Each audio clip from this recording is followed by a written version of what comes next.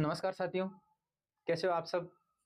हम उम्मीद करते हैं कि आप बेहतर होंगे और आपकी तैयारी बहुत अच्छे से चल रही होगी, क्योंकि बिना हथियारों के, बिना औजारों के, बिना सामग्री के युद्ध जीतना असंभव है। और आपकी जो युद्ध सामग्री है, वो आपकी नॉलेज है, आपका अध्ययन है, आप कितनी समझ रखते हैं उन आपके सिलेबस के प्रति कि आप उसको और बेहतर बना सकें। और अब आपको टेंशन लेने की ज़रूरत नहीं है, क्योंकि हम आपके लिए भारतीय इतिहास को लेकर एक महत्वपूर्ण प्लेटफॉर्म आपकी एग्जाम की तैयारी के लिए, आपके लिए भारतीय इतिहास से संबंधित विद्यार्थियों के कई सारे सवाल रहते हैं, उनकी कई सारी उलझने रहती है कि सर कैसे पढ़ें, कैसे इसकी तैयारी करें। तो अब आपको बिल्कुल भी घबराने की जरूरत नहीं है। हम भारतीय इतिहास को लेकर आपके पास, आपके साथ में आपका सहयोग करेंगे और आपको इस परीक्षा रूपी युद्ध में अवश्य विजयी बनाएंगे। तो आइए, हमसे जुड़ने के लिए आपका बहुत बहुत धन्यवाद। मैं आसाराम मीना आपका स्वागत करता हूँ, हार्दिक अभिनंदन है मेरे यूट्यूब चैनल प्रवाह क्लासेस में। तो हमने भारतीय इतिहास को लेकर जो इस मैराथन क्लास चलाई है, उस मैराथन क्लास में हमने प्राचीन भारत, मध्य भारत और आधुनिक भारत, इसी के क्रम में हम वीडियो जारी करेंगे। और कई सारे विद्यार्थियों के ये सवाल रहते हैं कि सर कौन सा राजा कब था, कब उसकी समय अवधि थी, कौन सा वंश किसके बाद आया। अब आपको बिल्कुल भी टेंशन लेने की जरूरत नहीं, क्योंकि हम एक क्रमबद्ध तरीके से, चरणबद्ध तरीके से इन सभी इतिहास की घटनाओं को आपके सामने रखते चलेंगे।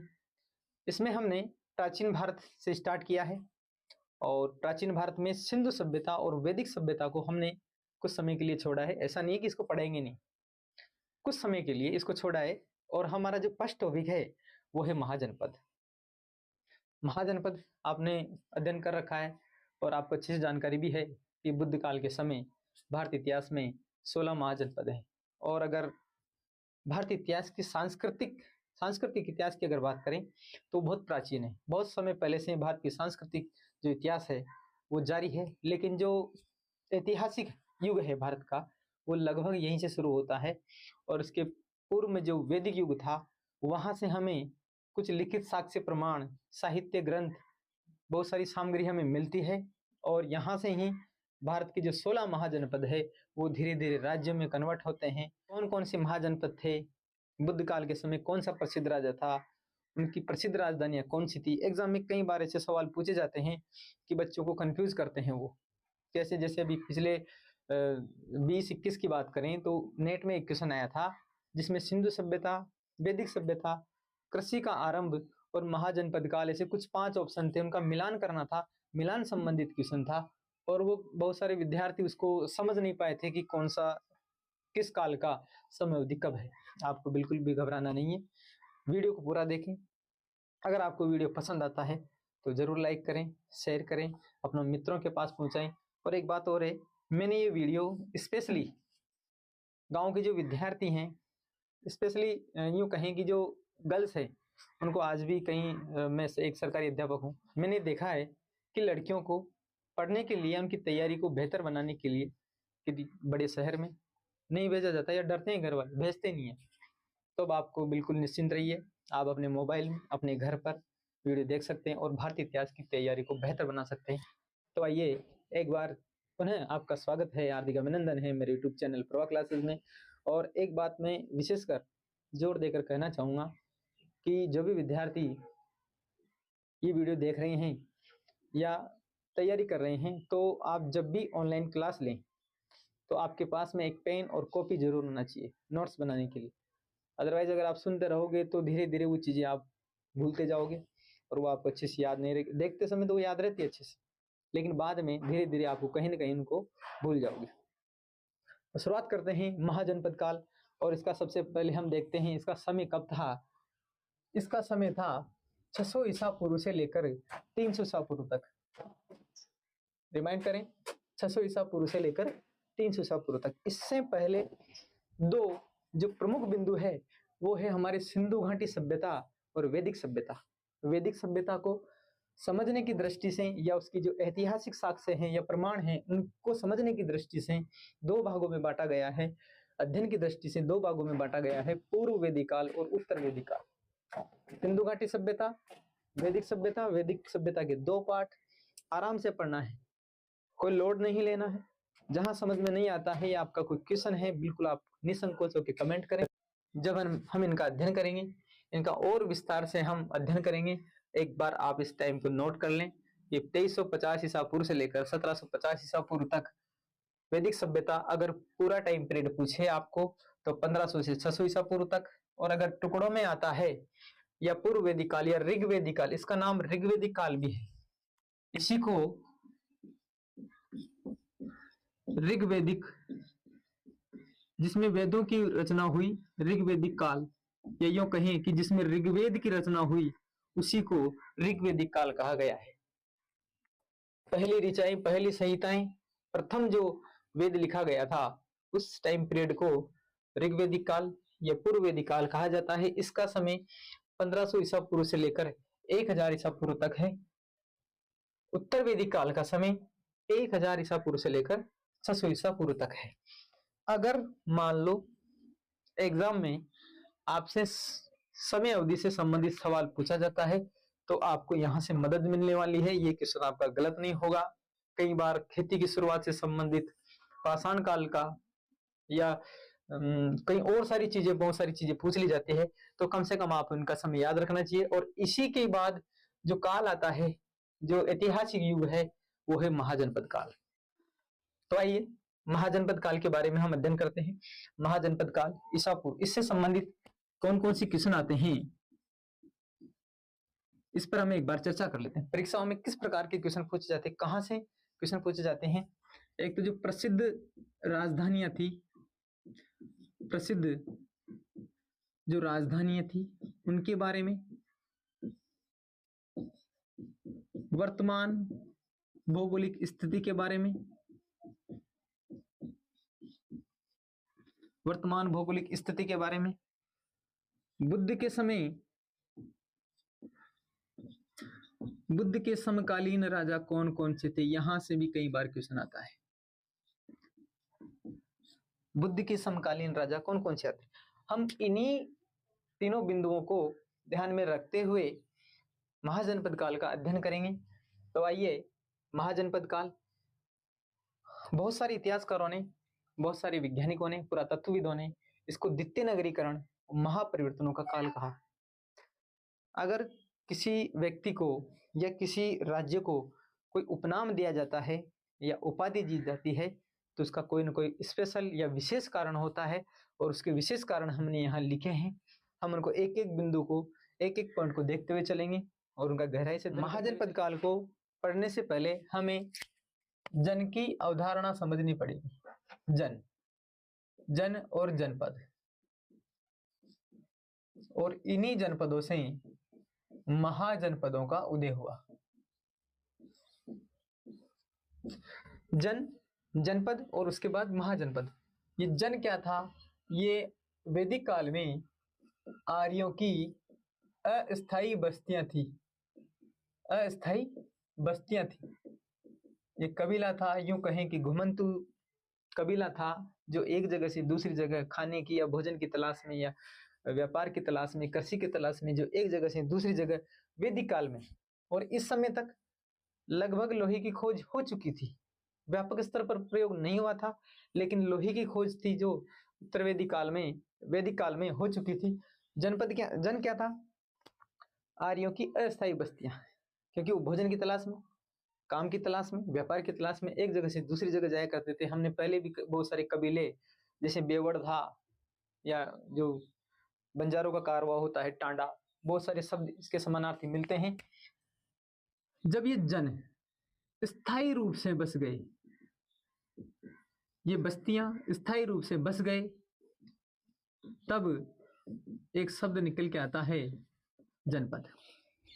जब जन छोटे थे, कबीलों में विभक्त थे, जब ये एक जगह स्थायी रूप से बस गए तो जनपद निकल के आता है। और धीरे धीरे जो शक्तिशाली जनपद थे, उन्होंने, मान लो ये ए जनपद है, ये बी जनपद है।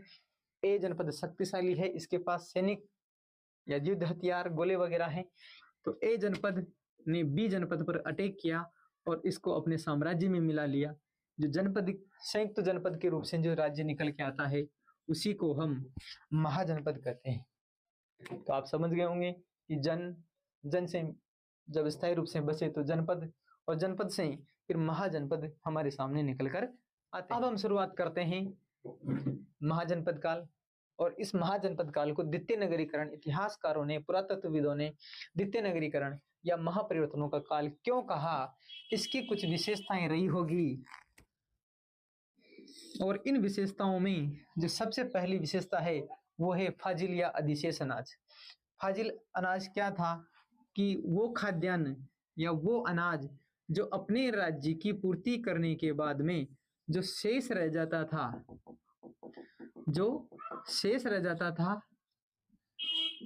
उस अनाज को ही, उस खाद्यान्न को ही अधिशेष या फाजिल अनाज कहा गया।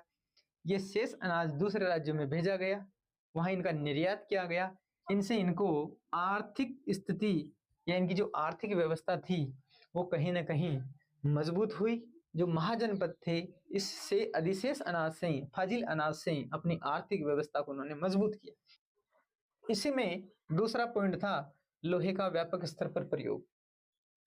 हमें पता है, आपको भी याद है कि लोहे की खोज वैदिक काल में हो चुकी थी। अगर हम इसको देखें तो लोहे की खोज हो चुकी थी, लोहे की खोज वैदिक काल में हो चुकी थी, लेकिन इसका व्यापक स्तर पर प्रयोग महाजनपद काल में हुआ। और ये एक मुख्य कारण है कि 16 महाजनपदों का उदय होने में तो बहुत सारे जनपद थे, लेकिन उनमें 16 महाजनपद क्यों बने? जिसके पास सैनिक व्यवस्था थी, जिसके पास हथियार थे, वो महाजनपद उसने अपने साम्राज्य का विस्तार किया, अपने को मजबूत बनाया। इससे पहले क्या होता था कि कृषि में लकड़ी का फाल प्रयुक्त किया जाता था। वैदिक काल में लकड़ी का फाल प्रयुक्त किया जाता था। मान लो जमीन है, इस प्रकार का हल होता है और यहाँ नोब पर नीचे ये हल है, यहाँ नोब पर लकड़ी का फाल लगाया जाता था। इससे क्या होता था कि लकड़ी लोहे की अपेक्षा कमजोर होती है, वो जमीन में अधिक गहराई तक जुताई नहीं कर सकती थी और इससे जमीन कम उपजाऊ होती थी और कहीं ना कहीं ये फसल का उत्पादन कम होता था। लेकिन महाजनपद काल में लोहे के फाल का प्रयोग हुआ। इस लकड़ी के फाल की जगह लोहे का फाल प्रयुक्त किया गया, जो कि सख्त और कठोर होता है। इससे जमीन की जुताई गहरी हुई, इससे उपज बढ़ा, कृषि की पैदावार बढ़ी और इससे राज्यों की आर्थिक व्यवस्था मजबूत हुई। आर्थिक व्यवस्था में एक फाजिल जो अधिशेष अनाज था उसने अपना योगदान दिया। लोहे का जो कृषि कार्य में प्रयुक्त हुआ उसने भी राज्य की, साम्राज्य की स्थिति को और मजबूत किया। दूसरा था लोहे से हथियार और औजार बनाए गए।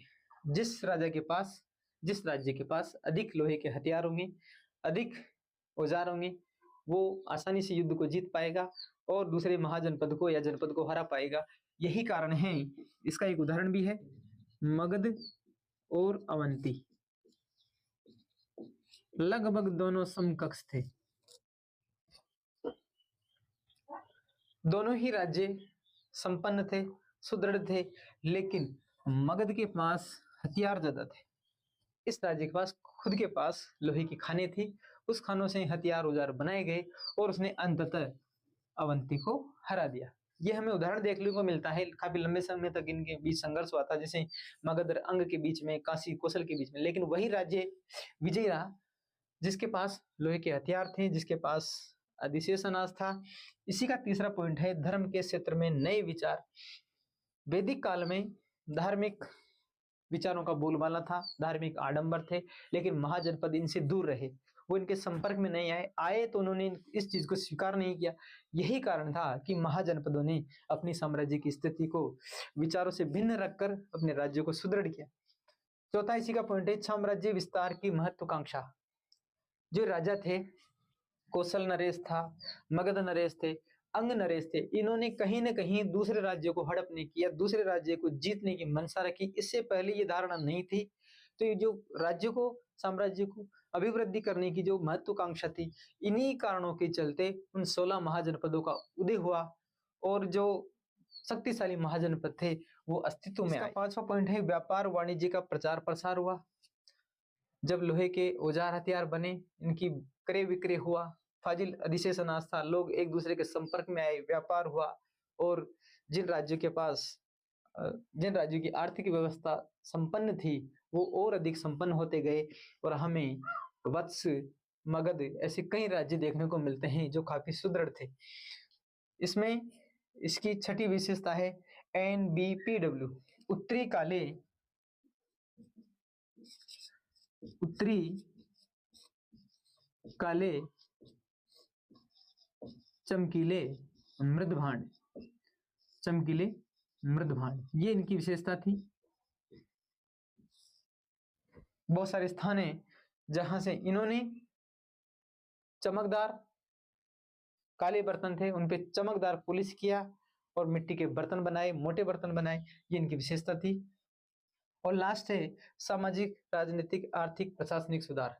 अब जब सारी चीजें हो रही है तो अपने आप राज्य की जो सामाजिक व्यवस्था है वो मजबूत होगी, राजनीतिक जो व्यवस्था है वो मजबूत होगी, आर्थिक व्यवस्था में लोहे ने और फाजिल अधिशेष अनाज ने बहुत सारे सहयोग दिए। इन्हीं कारणों के चलते जो महाजनपद काल था उसको द्वितीय नगरीकरण या महापरिवर्तनों का काल कहा गया। और इन्हीं विशेषताओं के कारण बुद्ध काल के समय हमें 16 महाजनपद देखने को मिलते हैं। इस क्लास के लिए इतना ही। हमें उम्मीद है आपको जानकारी अच्छी लगी होगी और आपके लिए बहुत उपयोगी होगी। आप इनको लिखे, नोट्स बनाएं और इसका स्क्रीनशॉट भी आप ले सकते हैं।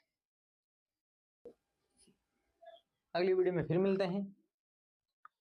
आप अपनी तैयारी को बेहतर बनाएं, हमसे जुड़ें, वीडियो को पूरा देखें, लाइक करें और जो जरूरतमंद विद्यार्थी हैं उनके पास जरूर शेयर करें।